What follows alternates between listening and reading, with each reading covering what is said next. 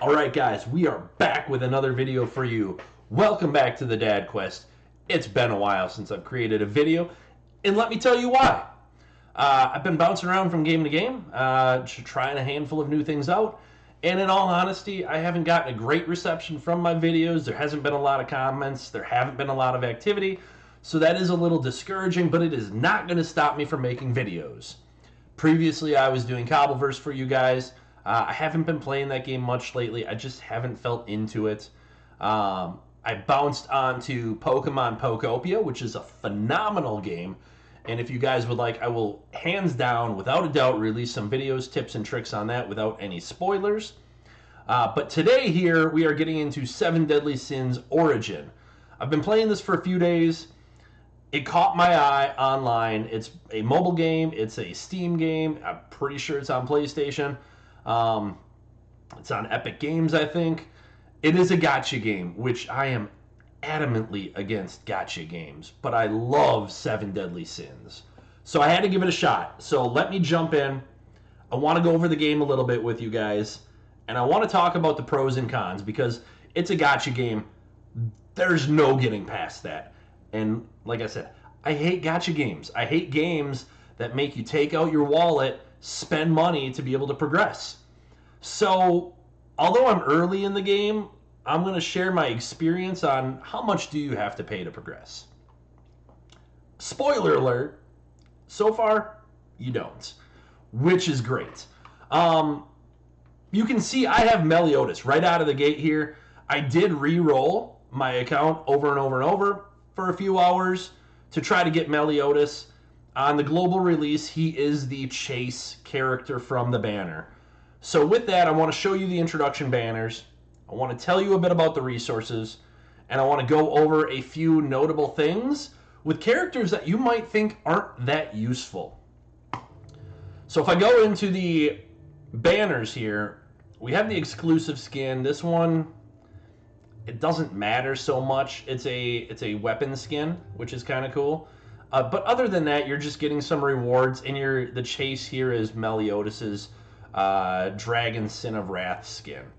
I don't really care about the cosmetics right now. I might later, but it doesn't bother me. We're after the characters. We want the characters, because without that, their armor is useless. So we have our Meliodas pickup, and right now, if you're thinking about trying this game, is obviously the perfect time. And I shouldn't need to explain why, but for any gacha game, when the global release drops, they feed you resources.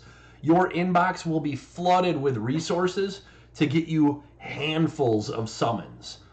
And I think, if I remember right, I think you get roughly 30 summons from the Meliodas event here. And then you get roughly 30 summons from the regular. And you can see they do have different currencies. On the Meliodas pickup event, you are guaranteed Meliodas after 120 draws. You're guaranteed an SSR after 80. You can see I'm at 66. And that's all free that I've gotten between playing the game and the bonuses that they've given me. I got my Meliodas within there. I haven't gotten any other SSRs. My luck is garbage on gacha games, which is part of the reason I hate them so much. And then we go down to our regular event here. You see I've only done probably the initial 30. I can do another 10 here now. I've got some more resources there. But you're also guaranteed an SSR within 80 draws there as well. Feel free, just like any other gacha game, to check your drop rates. They are abysmal for SSRs. Beyond that, we have SR grade. These are going to be other champions, other heroes. And below SR, we're going to just have weapons. Under that, it's just weapons for your characters. You're going to find these weapons all around the world, just exploring. They are everywhere. You loot them on the ground, pick them up off a table, whatever. So who's good and who's bad? Well, if you're chasing SSRs, you want Meliodas. Meliodas with his Great Axe and Meliodas with dual swords are absolutely amazing. But just in general, Meliodas is going to add a ton of power to your team. You also want to be chasing Jericho, Diane, and King. I believe Elaine is pretty good too. I haven't heard or read much on Drake or Manny. Gulia is eh. She has her purposes. They give her to you for free in the game. So there's a login event where you can get her and her SSR weapon 100% free. Now, do you need any of these characters? No, absolutely not. Tristan is amazing, and Tristan is the character the story is based around. There are perks to non-SSR characters as well, and reasons to have them on your team. And I want to go over showing you that. If I go into my team here and I click team details, we're going to see the power of all of my teammates. I've been focusing strictly Meliodas, and each hero is going to have an adventure skill. Some of these aren't that useful. Others are great. I like using Meliodas because if I click on his, it allows me double jumps and wall runs, meaning if there's a wall in my way and maybe I can run right up that thing and just scoot right over it, that saves me a little bit of time from point A to point B. Not the most useful thing in the world, but it definitely helps. If we go over to Tristan here, we can see that we get 50% of our max HP when revived. None of my characters have died yet. The game is pretty easy.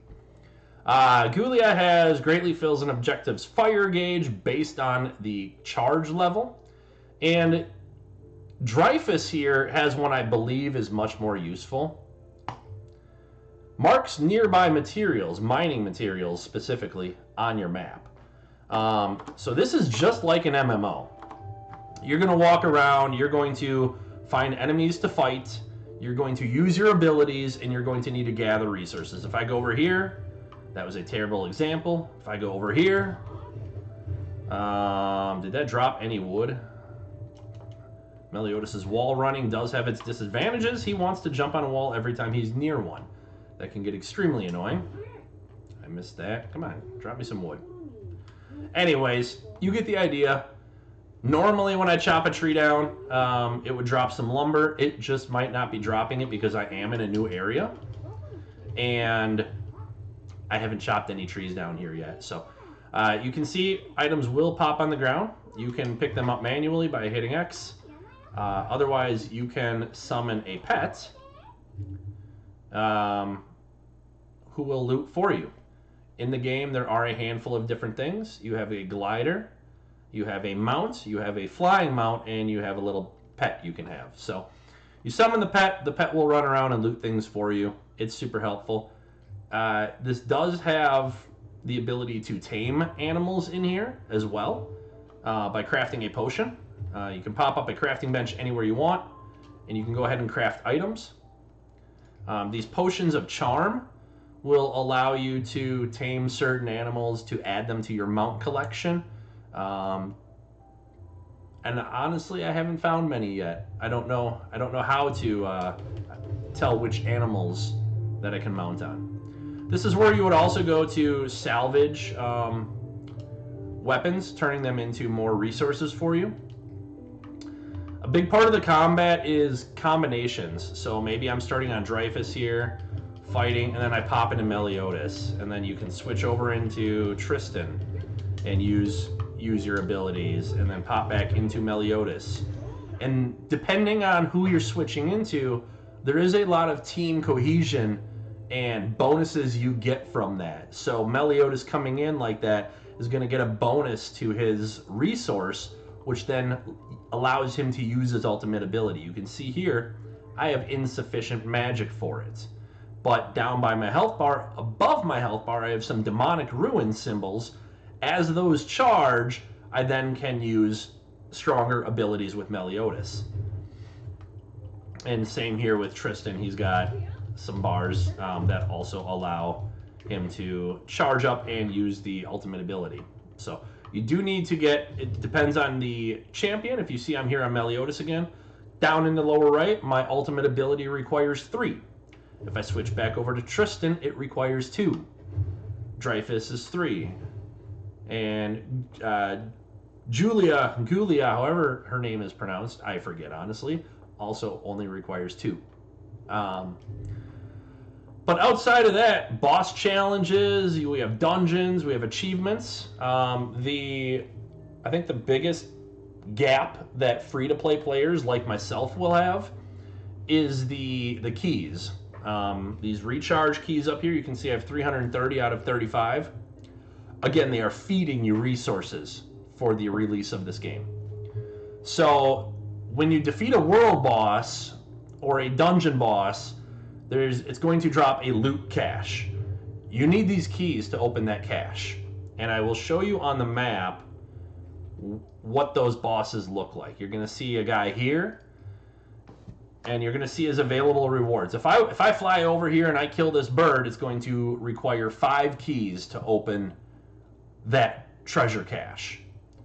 There are other bosses, such as this guy, who's in the shape of a triangle, or a diamond, I should say, on the map. They are more difficult bosses, world bosses, whatever you want to put.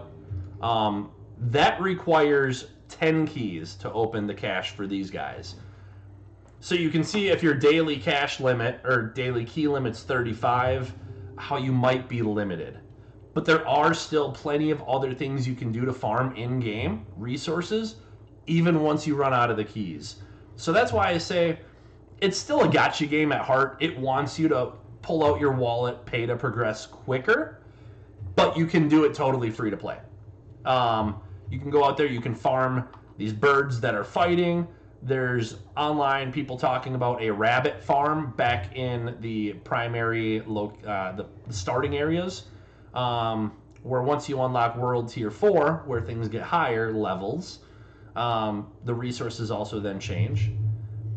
Speaking of World Tier 4, since I brought that up, I'm on World Level 1. Everything's super easy. Your Book of Stars is how you progress your story. So once I get to level 15 here, I can then change the world level to level 2. Things will get harder, the resources will become higher levels, help me progress my account much faster. So Book of the Stars is definitely something you want to get through, and you really just get through it by playing. There's people that have power leveling methods to do it. I say don't bother with those. I'm not a min-max player when it comes to progression. I am a min-max player when it comes to my characters. I want to enjoy my journey though. I don't want to rush to the end and then complain that I have nothing to do. I want to enjoy my time there. I'm taking my time on Pokopia. I have not defeated that game yet. I have not gotten to the end of the story. I will take my time on this game. I've been running around doing all of the side quests because I want to, finding as many chests in the open world as I can because I want to, and just having fun. And that's what I suggest you guys do too. So I'm going to cut the video at that. I don't know exactly how long I've been talking for, but if this is a game you're interested in, feel free to check it out. I will likely be streaming this on Twitch after the video, if not shortly after the video. I'll pop my Twitch channel down in the description. Feel free to check that out. I have been trying to stream on YouTube, but OBS does not seem to want to cooperate with me when streaming between both Twitch and YouTube. So I've noticed the YouTube videos are cutting. I'm going to try to troubleshoot that a little bit before I really start streaming on YouTube again. So anybody who's stayed for the video, I appreciate you. Mwah. Love you guys. And I hope to see you in more videos. Drop a comment, hit that like button, subscribe. Anything you guys can do, interact with me. I would love it. And you guys have a great day. I will talk to you a bit later.